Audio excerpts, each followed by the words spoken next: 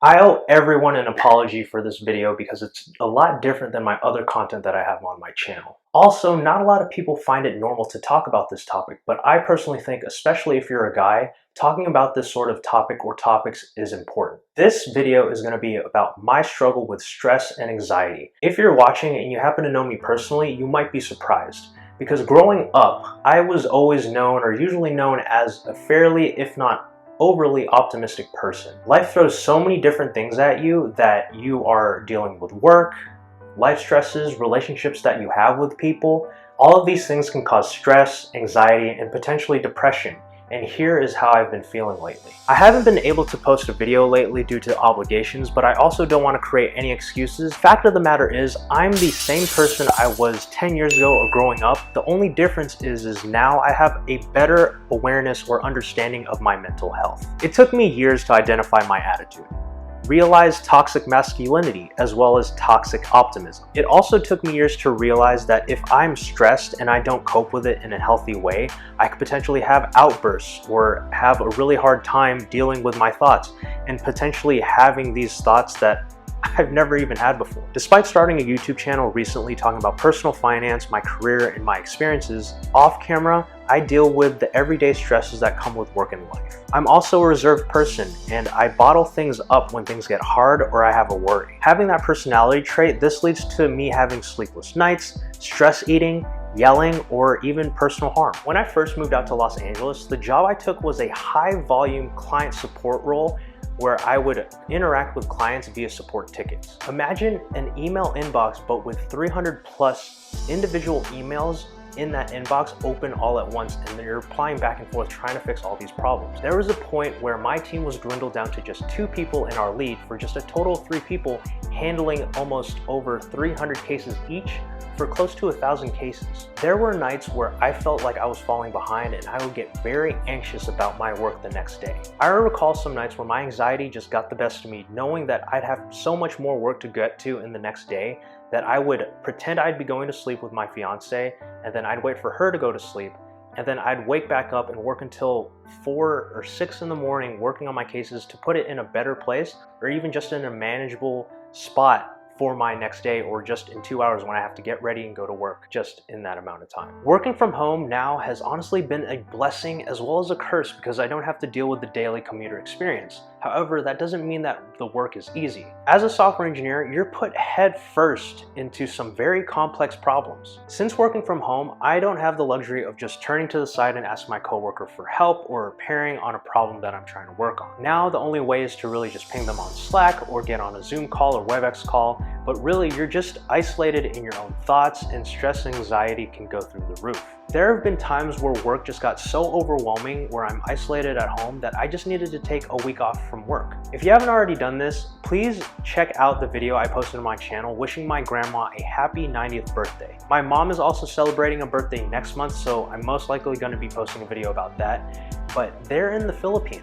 I'm here in California in the United States, and with travel being limited or just what's going on, it's probably not safe to travel, as well as since they are high risk, I wouldn't want to risk anything in visiting them, even if it means I miss them so much. But this has caused me so much stress and anxiety that I don't even know the next time I'll be able to see them again, let alone safely see them without the worry of what can happen. Now, this isn't a video for you to feel sorry for me. Not at all, but it's also important to note that even the happiest people have their days. There are people in my life who know who I really am and who have also seen me in my bad days. But majority of the people that I've met throughout my life who have come and gone only really know the optimistic guy that I've grown up to be. When I was moving out of state to go to college just over 10 years ago, I didn't have any friends. And that stressed me out because, I really needed friends in the new place that I was moving to. So what did I do? I went out to events to meet new people, and the first group of people that reached out to me was the fraternity that I joined while in college, and I wasn't in a position to pass up friends. Over those 4 years, I joined other groups. I joined my Texas 4000 group. I joined Circle K, which is the college version of Key Club that I did back in high school. I also had my group of friends in my major. And just meeting new people each and every day was my way of dealing with the stress of not knowing anyone. With all that, the stress of trying to fit into these new groups, despite being an outgoing person, was stressful. More recently, and I don't think I'm the only one in this, is that as you grow older, you realize who your closest friends are because you start focusing on those relationships that really matter, and you also focus more on yourself, at least for me. This helped me realize my faults, my undesirable traits, and what I needed to do to better myself. I quickly learned, however, that you have to be in a good place yourself before you can start helping others. It's a lot healthier that way because you shouldn't be in a position to help others if you are the one hurting. In other words, fitting in isn't the most important part as long as you yourself are the one who is growing and are okay. Nowadays, since we're working from home, or for the ones who can, my stresses mainly spawn from my work, my physical health, or not knowing when I'll be able to see my friends and family the next time because of what I mentioned before. To me, there are so many things that are out of your control and you can't help, but there's also some things that you can. Despite how my life was growing up and now, I've made an effort, or at least tried to for most of my life, to grow more in tune with my mental health and deal with my anxiety and depression by taking healthy breaks, communication, and keeping myself busy. So with that, these are my stories of how I can smash the like button on this video. Just kidding, I just had to lighten up the video a little bit, but really here are my stories of how I'm able to cope with these everyday stresses, and hopefully they can help you too. The first thing I want to talk about when coping with stress is filling up your time by investing in yourself. Have you ever had a big change in your life? Maybe you were in a long-term relationship and all of a sudden you had a breakup, or you moved away from your hometown or just from a place that you've known all your life to a totally new location. Or maybe you were trying to get a new job that you really wanted and you didn't get it. Stressful times can happen anytime in your life. When I had a breakup in my life, I would get very angry and also just feared what would life be without that relationship. For example, in my senior year, I had a breakup from a long-term relationship and I decided to just fill my time with extracurricular activities, focusing on my studies, and then getting into college. I played sports. I took more classes to meet requirements and just to learn more. I also worked a couple jobs as well as an internship on top of an already full schedule. I would say moving out of state to go to college was also a very stressful time. When I did that, like I mentioned, I didn't have any friends. But being the outgoing person that I am, I tried to meet as many new people as I could. In my senior year of college, I also had to do interviews with potential employers to get that job right out of college as I graduated. Sometimes I wouldn't get the job that I really wanted, and I thought, what am I doing wrong? I would study, I wouldn't give up, and I'd try to make myself a better candidate to get that job that I wanted. I've coped with many different stressful things in my life, and what I did was to fill up my time by making myself a better person based on what I learned from that situation. If there's something that stresses me out and I'm faced with it again, I try to recall back to something that I've dealt with before and try to do it better or be better prepared for that situation because I have gone through it before. The second way that I like to cope with stress and anxiety is just simply take breaks. There were times in my first job, and this was a previous job I had out of college, is where I'd be working on my work, but then I'd have these random outbursts because I was so frustrated. I still get frustrated, but I've realized that sometimes you just need to take a break to minimize those outbursts and those events of frustration. I still get frustrated, but I learned the productive method of taking a break. Back in college, I had long assignments that were very frustrating, and then that frustration carried into my first job. And then over time, I just got better at just saying, hey, you gotta take a break. Because I remember back in college, or just whenever I was growing up in school, is my teachers and my professor would say, sometimes just walk away, try to not think about the problem that you were facing, and then come back with a fresh set of eyes and a mind that is clear. And sometimes in those instances, I would figure out the problem almost instantly just because I wasn't staring at it for hours on end. Vacations are also a very healthy coping mechanism to stress. That's why people take vacations from work. Obviously, when you're at work, there are deadlines to be met, so make sure that if you're going to take a vacation, your work is in a place that is okay, that can be delayed for a week or two. Depending on your situation, you can also put it in a place or write up notes so someone else can take care of it while you're gone. It might be difficult to get a good workout in just because the gyms are closed, but taking a walk or doing exercises 3 to 5 days a week can help reduce stress levels as well as improve memory, your sleep, as well as relaxation. The third way I cope is knowing that communication is key, and this is probably my top way that I cope with stress and anxiety. In terms of work, whenever I'm stuck on a problem at work and I'm coding, I talk throughout my code with this rubber duck I have on my desk at work. I think it's called rubber duck debugging, but essentially what it is where you're explaining your problem and you're breaking it down to a rubber duck. It helps you psychologically get to solving your problem. Being a software engineer, we're not always communicating. We're always just in our thoughts, typing it out. But communicating even to inanimate objects or your own conscious can help you through some problems. If you're not an engineer and you're faced with a problem, usually talking yourself through that problem, like realizing what the problem is and what you need to do to get there and filling everything else between, can help. In other ways of communication, in a past relationship that I had back in high school, I didn't communicate very well. And this led to me getting frustrated and I had a very bad temper. I mean, now I have a temper, but it's not as bad as it was, I'd say 10 to 15 years ago, because I do a lot more communicating with my fiance. My fiance and I do have arguments from time to time, and we do get into very intense arguments just because I think we're in just a lot of stress currently, at least, or just in terms of life and work. But communicating over time has gotten a lot better in the 9 years that we've been together.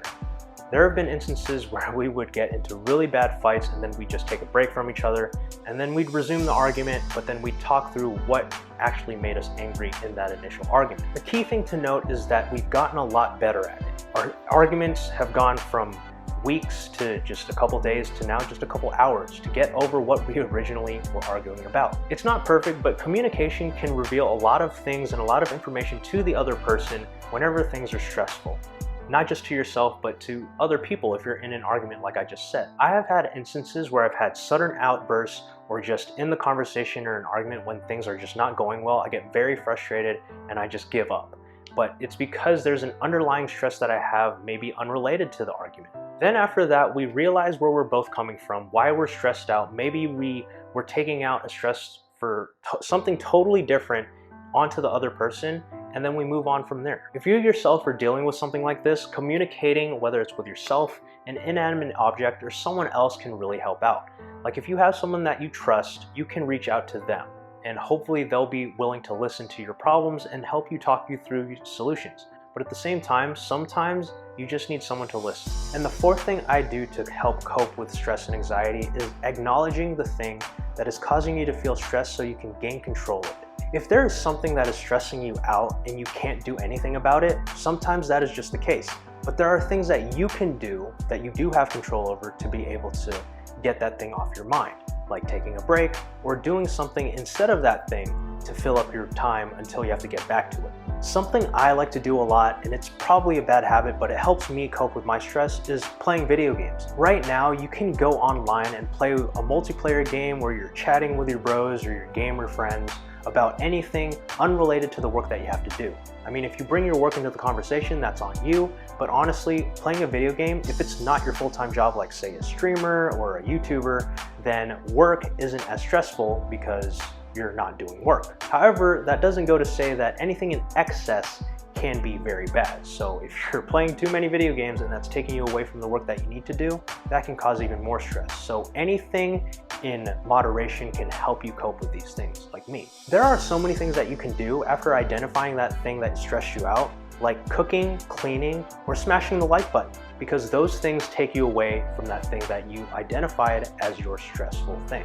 Acknowledge what is stressing you out and put it in its place, so that way you can go and do something else to get it off your mind for a couple things until you have to go back to it. These are just my ways that I cope with the everyday struggles that I deal with, and hopefully they can help you out too. Just know things get better over time as long as you can find the healthy ways to deal with these things. Again, I'm not an expert, but over time I've definitely gotten a lot better at these things, and that's why I share them with you. It's definitely possible. Identifying the root of your struggles is not as clear as day, but sometimes communicating with yourself, your conscious, or sometimes a licensed professional can help clear the smoke in these areas. Communication can also help get you from point A to B by identifying the intermediary steps to get you out of the situation that you're in. It's not going to be a straight line. Sometimes you're going to have setbacks. Sometimes you're going to have 2 steps forward. There are so many topics in this video that I didn't even touch on just because mental health is such a broad topic.